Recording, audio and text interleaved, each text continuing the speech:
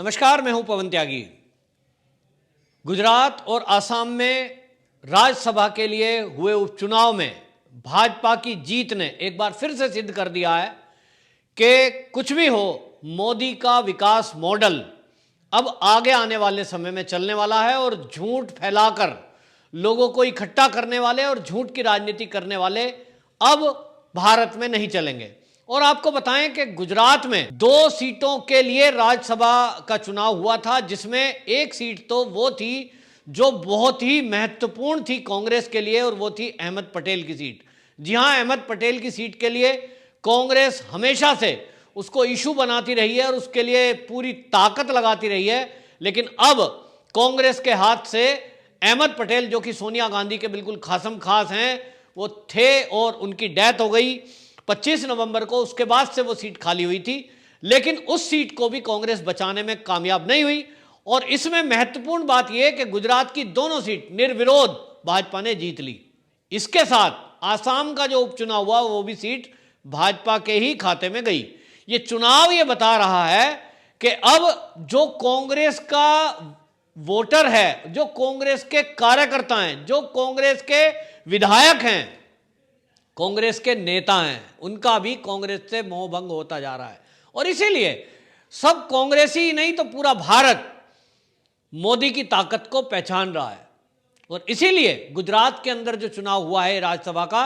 निर्विरोध, जी हां, कांग्रेस के कोई भी कैंडिडेट भाजपा के कैंडिडेट के सामने खड़े ही होने की हिम्मत नहीं जुटा पाए। और इसलिए गुजरात में निर्विरोध भाजपा के दोनों कैंडिडेट जीत गए। अब आपको बताएं, कुल गुजरात के अंदर राज्यसभा की 11 सीटें हैं, जिसमें से अब 6 पहले भाजपा के थे, 2 और मिल गए, तो 8 सीटें हो गई हैं। और 3 सीटें इसमें किसी अन्य के पास हैं, तो भाजपा की ताकत बढ़ गई। वहीं आपको बताएं कि आसाम के अंदर भी 1 सीट भाजपा ने जीती। ये ऐसे समय में चुनाव हुआ था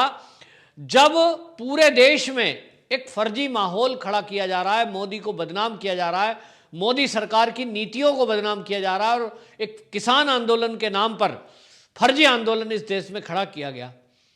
लेकिन आपको बताएं कि इस चुनाव ने सिद्ध कर दिया कि अब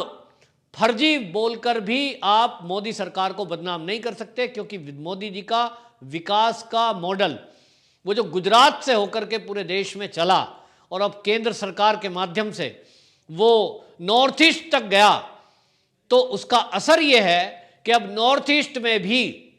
जो विरोधी दलों में लोग रहे भाजपा के, वो भी अब भाजपा को ज्वाइन कर रहे हैं। और जैसा आपने देखा कि नॉर्थ ईस्ट से ही लगा हुआ पश्चिम बंगाल भी है, और वहां पश्चिम बंगाल में भी हमेशा से ये रहा है कि आसाम और पश्चिम बंगाल दोनों एक दूसरे को इफेक्ट करते हैं राजनीतिक कारणों से। और जो वहां की क्षेत्र है, उस क्षेत्र के भौगोलिक स्थितियों के आधार पर भी एक दूसरे के राज्यों के लोग एक दूसरे को प्रभावित करते हैं। तो पश्चिम बंगाल में हमने देखा कि किस तरह से टीएमसी छोड़ छोड़ के लोग भाजपा ज्वाइन कर रहे हैं, और बड़ी बड़े शख्सियत कांग्रेस की और टीएमसी की छोड़ के भाजपा को ज्वाइन करने का मतलब यही है कि अब लोगों को समझ में आ गया कि आगे आने वाले समय में इस देश में एक ही पार्टी,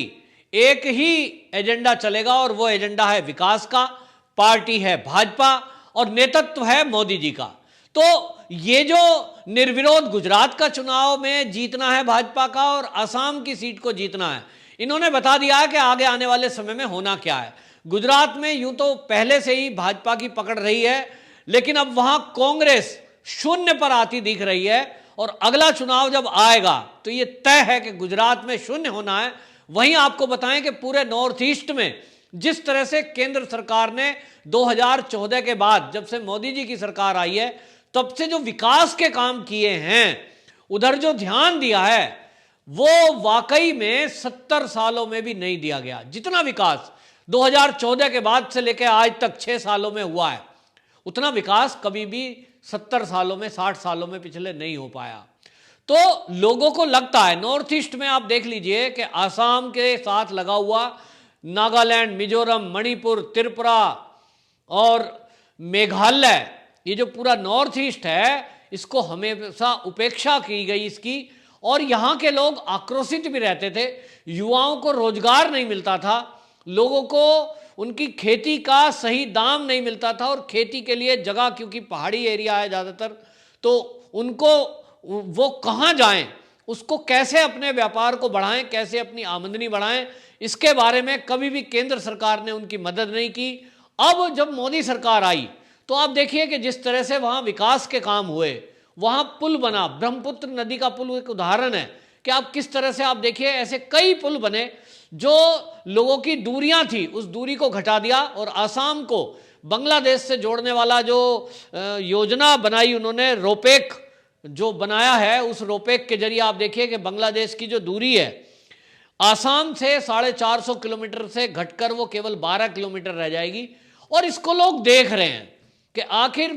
मोदी जी का जो विजन है वो विकास विजन है, वो विकास के एजेंडे को लेकर चलते हैं। और इसलिए मोदी जी ने ये पिछले दिनों कहा भी था कि लोग चाय को बदनाम करना चाहते हैं, और आसाम रैली में उन्होंने जब बोलते हुए कहा था तो हमको लग रहा था ऐसा कहाँ है, लेकिन जब टूल किट का खुलासा इस देश में हुआ तो उससे खुलासा हुआ कि वाकई में जिन लोगों ने नॉर्थ ईस्ट को हमेशा से एक गुलामों की तरह रखा और उसका विकास नहीं होने दिया, वहां आतंकवाद को तो बढ़ावा दिया, वहां क्षेत्रवाद को तो कांग्रेस ने बढ़ावा दिया, वहां के लोगों को आपस में लड़ा के तो रखा। पूरा नॉर्थ ईस्ट आप देखिए आतंक की आग में जलता रहा। नागालैंड में और बोडोलैंड बना दिया असम में, और नागालैंड के अंदर भी हिंसा फैलाने की कोशिश की गई, और लोगों को बरगलाया गया, बहकाया गया, और विकास नहीं करके जब रोज बेरोजगार रहे वहां पर, तो बेरोजगारी के बाद वहां क्या तरीका बचता है, लोगों के पास आंदोलन करने का रास्ता था, और उस आंदोलन को हवा देने का काम कांग्रेस ने किया। और 70 साल तक जो शासन किया उस टाइम में उस नॉर्थ ईस्ट की उपेक्षा की गई, जिसके कारण लोग आक्रोशित थे। मोदी सरकार आई तो मोदी सरकार ने नॉर्थ ईस्ट की तरफ जो ध्यान दिया,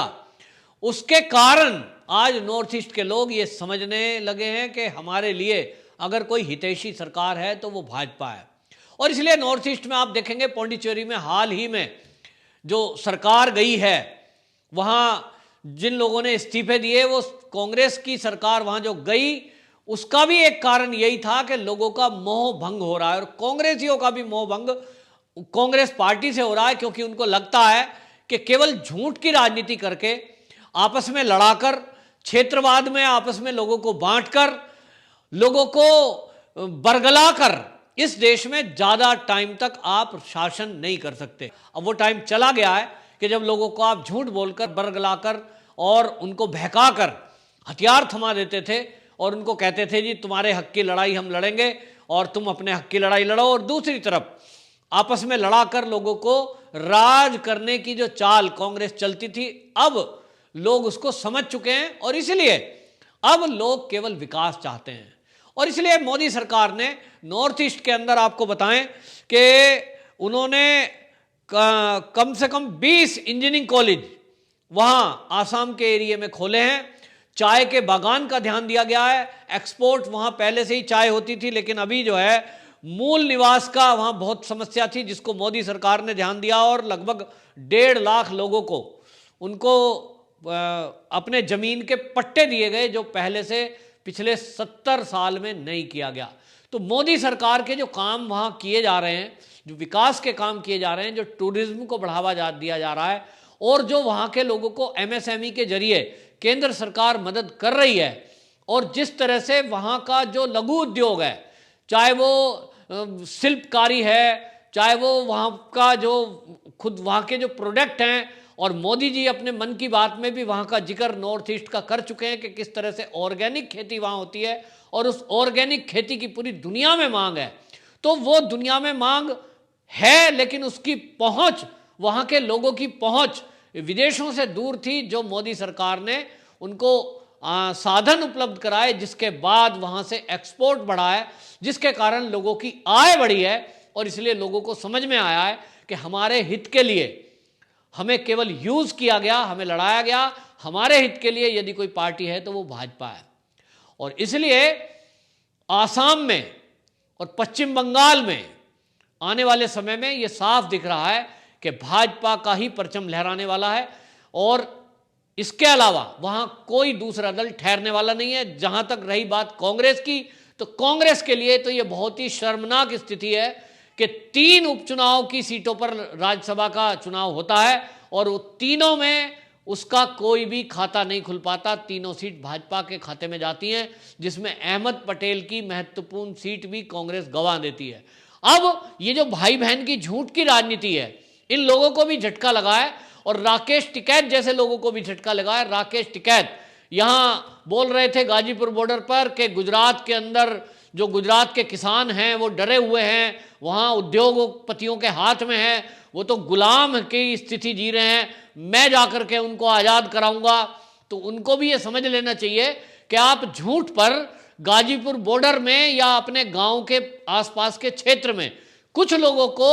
ये बोलकर कि कृषि बिल खराब है, आपकी जमीन चली जाएगी, कुछ मूर्ख लोगों को ये बुद्धि को बहकाकर आप कुछ दिन एक फर्जी आंदोलन खड़ा कर सकते हैं। लेकिन जिनके पास थोड़ी बुद्धि है, जिन्होंने तीनों बिलों को ठीक से अध्ययन किया है, जिन्होंने उन बिलों को पढ़ा है, वो लोग इस कृषि बिल के साथ हैं जो केंद्र सरकार की मोदी सरकार, ये केंद्र की मोदी सरकार लाई है।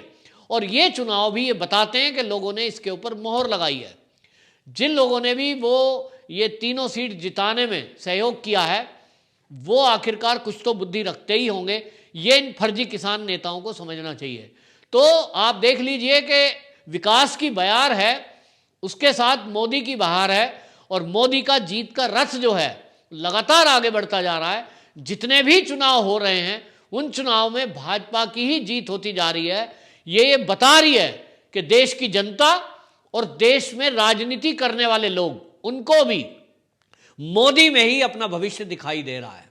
अब राजनीतिक लोग भी ये समझने लगे हैं कि कांग्रेस का कोई आधार इस देश में बचा नहीं है। राहुल गांधी, प्रियंका गांधी पीआर कंपनी के जरिए जरूर कुछ प्रोजेक्ट करने की कोशिश करते हैं, लेकिन जिस झूठ को बोलकर वो लोगों में भ्रम फैलाने की कोशिश कर रहे हैं कि कृषि बिल किसानों की जमीन ले लेंगे, कृषि बिल एमएसपी खत्म हो जाएगी, अब ये लोगों को समझ में आ गया ये केवल राजनीतिक स्टंट है और कुछ भी नहीं। और ये जो किसान नेता राकेश टिकैत टाइप के लोग हैं, ये भी उस किसान के आंदोलन के नाम पर कांग्रेस की ही जमीन बनाने में लगे हुए हैं। कांग्रेस की टीम बी की तरह काम कर रहे हैं ताकि कांग्रेस को कहीं ना कहीं कोई आधार दे सकें और किसानों के नाम पर